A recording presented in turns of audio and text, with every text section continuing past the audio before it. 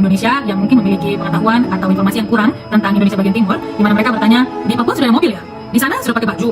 Di sana masih makan manusia ya? Sebenarnya waktu ini terjadi saya agak marah ya, dan juga sedikit kecewa. Kenapa di abad ke-21 ini masih banyak orang yang memiliki pemikiran yang agak terbelakang?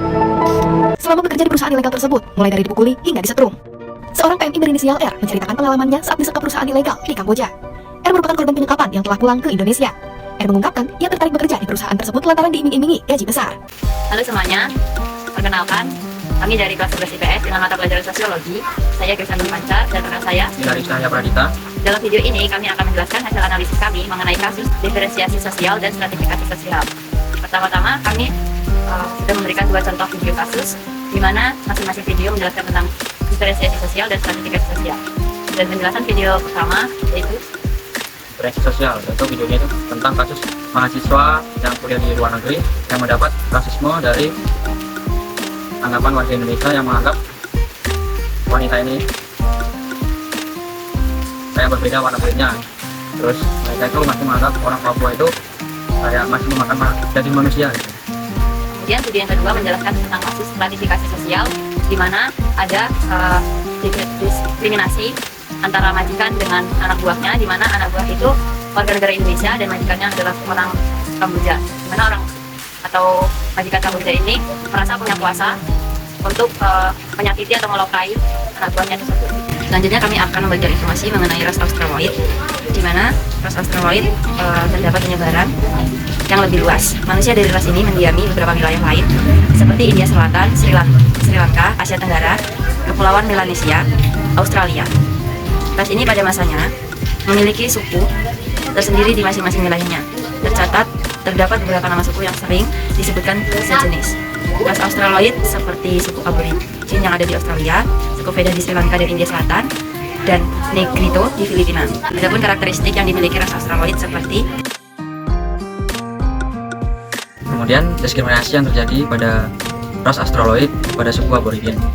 Akibat persediaan makanan untuk pendatang kulit putih mulai menipis, sementara pasokan pangan dari Eropa tak kunjung tiba, maka kerusuhan dan kelaparan mulai melanda. Hubungan orang kulit putih dengan Aborigin mulai menegang. Akhirnya konflik antara dua kubu ini mulai bermunculan. Pertentangan antara orang Aborigin dengan orang putih sering diakibatkan karena saling merasa takut, cemas, serta salah paham. Kemudian dampak yang terjadi pada suku Aborigin. Dampak pertama itu permukiman kulit putih berkembang. Orang-orang Aborigin pun mulai menghadapi berbagai permasalahan. Lahan mereka dikuasai oleh kerajaan Inggris dan dibagi-bagikan kepada pemukim kulit putih. Tidak ada lahan yang dibagikan untuk orang-orang Aborigin, sehingga tersingkir ke pedalaman. Tempat-tempat yang biasa dibilang keramat mereka tidak dihargai, dan upacara tradisional mereka menjadi sangat sulit untuk dilaksanakan. Kemudian dampak yang kedua, pemburuan terhadap orang-orang Aborigin. Tujuannya pertamanya ialah mereka merebut tanah-tanah kaum Aborigin untuk dijadikan ladang pertanian dan permukiman para pendatang Eropa. Pada awal tahun 1830 hingga 1880-an, kaum kolonis Eropa melancarkan apa yang harus mereka sebut dengan gerakan pasifikasi. Tetapi sesungguhnya yang terjadi ialah gerakan penaklukan. Pada tahun 1830, lebih dari 3.000 pendatang Eropa membentuk apa yang mereka sebut dengan Black Line atau garis 39 hitam. Kemudian upaya pemerintah atau masyarakat untuk mengatasi masalah tersebut. Upayanya adalah kebijakan oleh PBB dalam memberantas penjajah dan mendukung superioritas bangsa Aborigin dan individu berdasarkan asal-usul bangsa, ras, agama, etnis, atau budaya. Selanjutnya solusi yang bisa kami bagikan kepada ras tersebut. Itu yang pertama itu, kita sebagai manusia juga harus saling menghargai dan menjaga kedamaian lingkungan sekitar tanpa adanya pertumpahan darah. Dan solusi yang kedua, tidak boleh main hakim sendiri dan mengikuti peraturan pemerintah yang ada. demikian mengenai kasus dari diferensiasi sosial berdasarkan ras. Selanjutnya kami akan menjelaskan mengenai kasus stratifikasi sosial, kasus masyarakat berdasarkan stratifikasi sosial. Kami mengambil kasusnya yaitu orang tua dari kasta Dalit didenda 4,4 juta rupiah karena anak mereka yang berusia 2 tahun masuk ke sebuah kuil Hanuman di negara bagian Karnataka, India. Karena bisa diketahui bahwa suku Dalit itu bisa dibilang paling rendah dan paling hina. Apa sih yang melatar belakangi kasus ini? Yang melatar belakangi adalah insiden itu bermula ketika bocah 2 tahun tersebut dibawa ke kuil untuk berdoa. Karena dari kasta Dalit, mereka hanya boleh berdoa dari luar. Sang ayah ingin berdoa bersama putranya, namun balita itu sangat gembira hingga berlari ke dalam kuil dan berdoa. Insiden tersebut kemudian sampai ke telinga kasta atas dan menimbulkan masalah yang serius.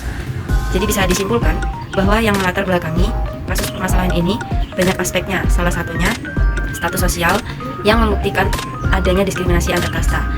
Tapi selain status sosial bisa yang mempengaruhi itu adalah kekuasaan, karena kasta Dalit dengan kasta atas itu sangat berbeda. Kemudian dampak atau pengaruh terhadap kasta Dalit. Dampaknya itu kasta Dalit itu tidak diperbolehkan untuk berdoa di dalam kuil. Kemudian keluarga dari kasta Dalit ini akan didenda oleh kasta atas kalau mereka berdoa di dalam kuil. Untuk itu mereka hanya bisa berdoa itu di luar kuil saja. Kemudian solusi yang bisa diberikan jika dilihat dari kasus tersebut, yang pertama itu pemerintah harus mengerahkan petugas polisi agar bisa menyelesaikan masalah tersebut. Dan yang kedua itu jangan main hakim sendiri. Ketiga, pemerintah itu harus menyesuaikan hukum dan peraturan di daerah tersebut.